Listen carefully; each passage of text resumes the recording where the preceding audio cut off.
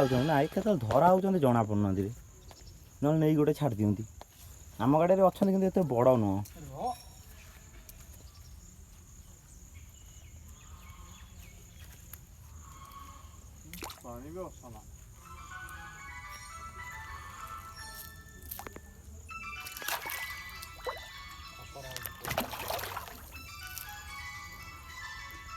Size ହେଇଗଲାଣି ପୁରା ଖାଇ ଖାଇକି। ଓ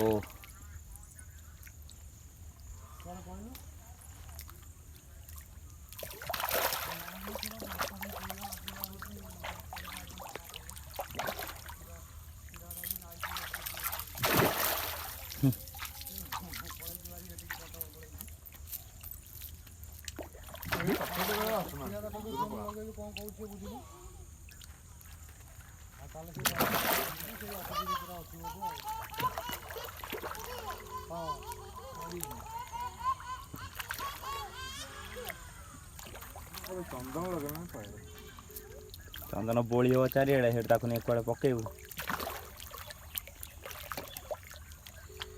ଭାଇ କି ସାଇଜ୍ ବେ, ଗୋଟାକ 3 କିଲୋ 4 କିଲୋ ଭଳିଆ ଏବେ।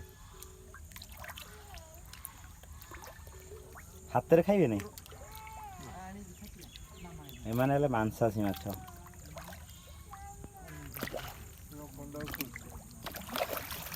ଭାଇ ଓ ଭାଇ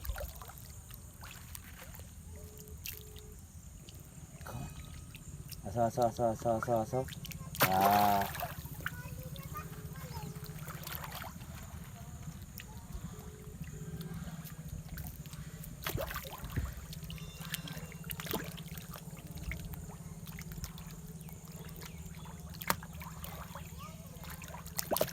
ଯିଏ ଏଭଳିଆ ମାଛ ନେବାକୁ ଚାହୁଁଛନ୍ତି କଣ୍ଟାକ୍ଟ କରନ୍ତୁ। ବର୍ଷକୁ ଥରେ ଧରା ହୁଏ, ସେଇମାନେ ନେଇପାରିବେ।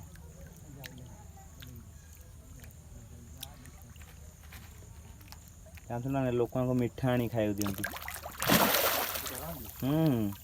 ଗୋଟା ଗୋଟା ରସଗୋଲା ଖାଇଦେବେ। ନେଇକି ଯେଉଁମାନେ ଦୂରରୁ ଆସନ୍ତି ସେମାନେ ନେଇକି ଆସନ୍ତି ମିଠା।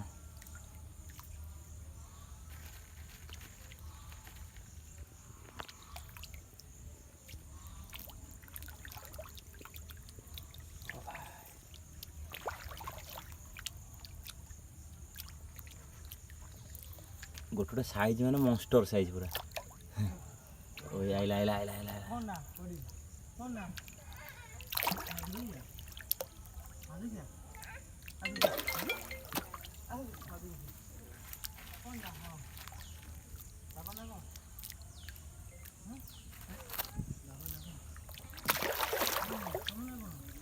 ବୁମ୍ ବେବେ।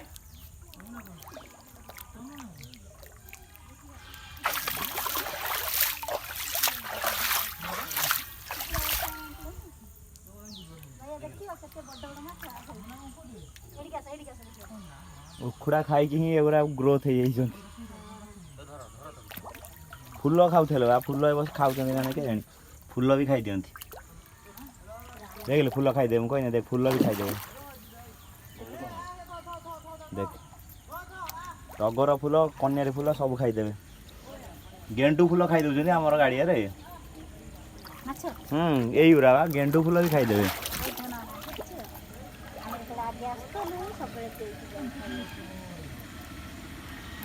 ଏମାନେ ଜାଣିଗଲେଣି ଯେ ଏମାନେ ଆସିକି ଆମକୁ ଖାଇବାକୁ ଦେବେ। ଲୋକ ସବୁତିକ ତ ଏଇଠି ଆଉ। ନାଇଁ ଏଇଟା ଧରା ହେଇଯାଇଛନ୍ତି, ଏତେ ଆହୁରି ଥିଲେ ଧରି ଦେଇଛନ୍ତି।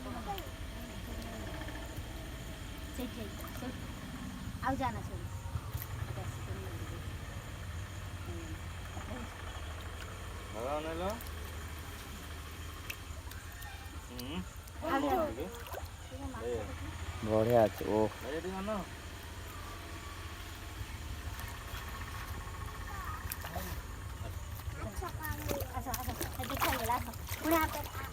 ଭାଇ ଏ ଧରା ହେଇଯାଇଛନ୍ତି ନା? ଧରା ଉଠି ଯାଇଛନ୍ତି ମାଛ। ସେଇଠୁ ସେତିକିବେଳେ ଆଇଥିଲେ ଗୋଟେ ଗୋଟେ ବଡ଼ ମାଛ ନେଇକି ବଞ୍ଚେଇକି ନେଇ ଛାଡ଼ି ଦେଇଥାନ୍ତ।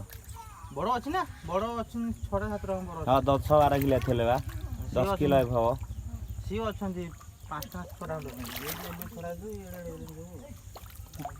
ଇଏ 50 ଟଙ୍କା 100 ଅଛନ୍ତି। ଏ ଯେଉଁ ଖାଇବାଟା ଡେଲି ପଡ଼ୁଛି ନା ଆଙ୍କୁ ତାପରେ ପାଣିଟା ବି ବଡ଼ ଏରିଆଟା ହେଉଛି ଏପଟ ଥିବେ ସେପଟ ଥିବେ